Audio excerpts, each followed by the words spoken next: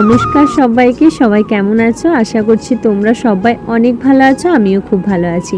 তো Tina's blog চ্যানেলে একটা নতুন ভিডিওর সাথে অনেক অনেক স্বাগত। আজ সকালটা একটু অন্যভাবেই শুরু করলাম। প্রত্যেক দিন যেহেতু আমি রান্নাঘর থেকেই শুরু করি, সেই জন্য আজকে ওকে ও চলে গেল। তারপরে এই যে আমাদের গাছে দেখো কত ফুল ফুটে আছে, আর ফুল দেখলে তো প্রচুর লোভ লাগে, সেই জন্য একটু তুলেই নিলাম। আর কি জানো তো, আমি যেহেতু চলে যাই উপরে, মা হাঁটতে চলে যায়, কেউ না এসে আমাদের ফুলগুলো তুলে নিয়ে যায়। সেই জন্য কাউকে না দেওয়ার জন্য এই দেখো সামনের গাছের ফুলগুলো সব তুলে নিয়েছি আর এখন রেখে দিয়েছি। এখন যাব হচ্ছে ওপরে নিজের কাজ সারার জন্য। আর একটু মাকে দেখিয়ে নিলাম তোমাদেরকে। তো সকাল সকাল আমি মায়ের দর্শন করি, প্রত্যেক দিনই এটা করি। তো তারপর চলে এলাম আমাদের পিছনের বাগানে।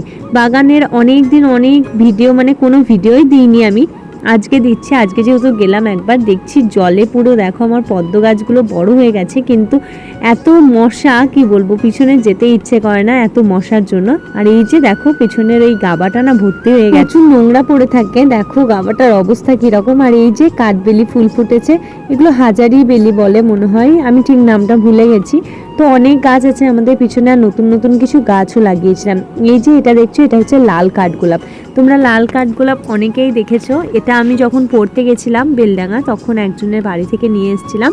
তো গাছটা এত সুন্দর মুকিয়েছে, কিন্তু আমার কাছে মাটি নেই এখন যে উপরে লাগাবো, সেই জন্যই এরা দুজন এখানেই আছে।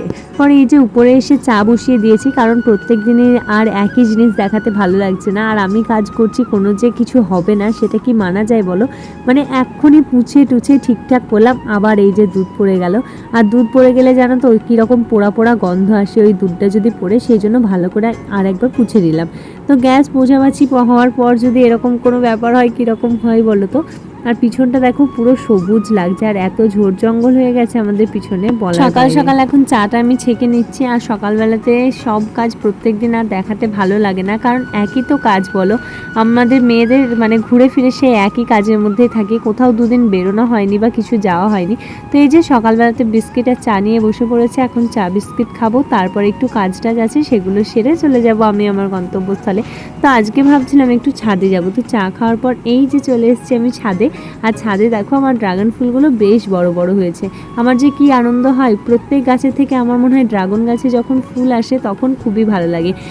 আগে লাগতো না, কারণ আগে যেহেতু গাছ ছিল না। এই লাস্ট 2-3 বছর আমার মনে হতো যে কবে আমার ড্রাগন গাছে ফুল আসবে, কবে আমার ফল হবে, এরকম ব্যাপার। বাড়িতে আছে, ওই বাড়িতে যখন ছিল ওই বাড়িতে পিঁপড়েতে এত নষ্ট করে দেয় ফলগুলো কি বলবো।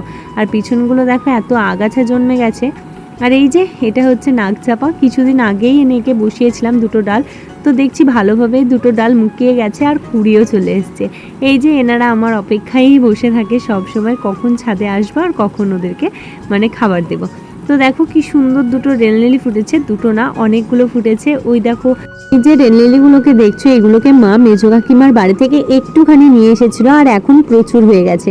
এই যে অ্যাডেনিয়ামটাও হয়তো কালকে ফুটবে। প্রত্যেকদিন বৃষ্টি হচ্ছে, ওই জন্য জল দেওয়ার সমস্যা তো নেই, কিন্তু গাছে খাবার দিতে হবে।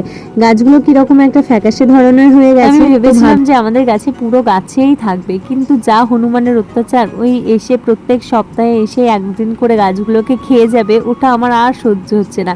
সেই জন্য এখন কিছুদিন বন্ধ দিয়েছি। এই যে দেখো টাইম ফুলগুলো সব ফুটতে শুরু করেছে। এবার যেহেতু শীতকাল আসছে, শীতকালে প্রচুর গাছ করার ইচ্ছা আছে, শুধু হনুমানের অপেক্ষায় কখন সে এসে নষ্ট করবে। তো অ্যালমন্ডা গাছে দেখো, অ্যালমন্ডা গাছে সত্যি বলতে কোনো যত্ন লাগে না, কিন্তু প্রচুর পরিমাণে ফুল হয়। এই যে আমার কাগজ ফুল, আর তোমরা যে যেটা বলো। আর এই করবি গাছের কাছেও দেখো একটা রেনলিলি ফুটবে কালকে। তো এই যে তারপর চলে এসেছি আমি ওদেরকে খাবার দিতে। সকালবেলায় যেহেতু ওরা সকাল সকাল চলে আসে, কিন্তু আজকে একটু বেলাতেও দেখছি ওরা আছে ছাদের মধ্যে। তো জল পড়ছিল, সেই জন্য হয়তো কোথাও যায়নি। আর কি সুন্দর উড়ে আসছিল দেখো ওরা। ওদের না খাবার দিতে আমার খুবই ভালো লাগে, ওরা কি সুন্দর উড়ে সবাই মিলে আসে। তো সকালে থাকলে অনেকজনই আসে, কিন্তু একটু বেলাতেই আমি উঠি, প্রত্যেক দিনই এরকম হয়ে যায়। তো দুপুরে আজকে যেহেতু মায়ের একাদশী ছিল, সেই জন্য আমি একাই খেতে বসে পড়েছি। আর কি কি মেনু ছিল সেটাই তোমাদের বলি। ছিল আলু পোস্ত, আর ছিল হচ্ছে আমড়া দিয়ে বড়া তুলে টক।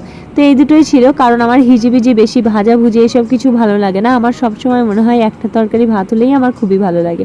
তো তারপর চলে গেছিলাম ছাদে, কিছু জামা কাপড় মেলা ছিল। আর এই যে বৃষ্টির দিন দেখছো, একটু রোদ হলেই মনে হচ্ছে যেন ছাদে সব দিয়ে আসি শুকিয়ে যাবে, কিন্তু সেটা তো আর হচ্ছে না, আবার বৃষ্টি এসে ভিজিয়ে দিচ্ছে। তো এই অ্যাডেনিয়ামটাকে দেখো, এর যা মানে কি বলবো, এর ভীষণ জীবন কাহিনী আছে। একে আমি নিচে ফেলে দিয়েছিলাম, তারপর আবার উঠিয়ে নিয়ে এসেছি। এখন দেখছি সত্যি সত্যি যে গন্ধরাজ গাছটাকে দেখছো, এটা হচ্ছে আমি কলেজ থেকে নিয়ে এসেছিলাম। একটা ডাল ভাঙতে গিয়ে না অনেক ডাল ভেঙে গেছিলো, তো সেটা থেকে আমি আমার বান্ধবীকে কিছুটা দিয়েছিলাম আর আমি নিয়ে এসেছিলাম। তো দেখো এই যে ফ্রুট গাছটা দেখছো, এতে এত পরিমাণ পিঁপড়ে লেগেছে কি বলবো। এটা হচ্ছে বাঙি বা কিছু এই রকম গাছ। এটা আমি বাজার থেকে ওই যেটার ফলের থেকে বীজ বার করে এনেছিলাম। আর এই যে দেখছো দোপাটি ফুল, তোমরা কে কি বলো অবশ্যই কমেন্টে জানিও। এটাতে কুড়ি চলে এসছে। আর এই যে তারপরে খেয়ে নিলাম একটু সাবুদানা। এটা যে খেতে কি ভালো লাগে, এটা মা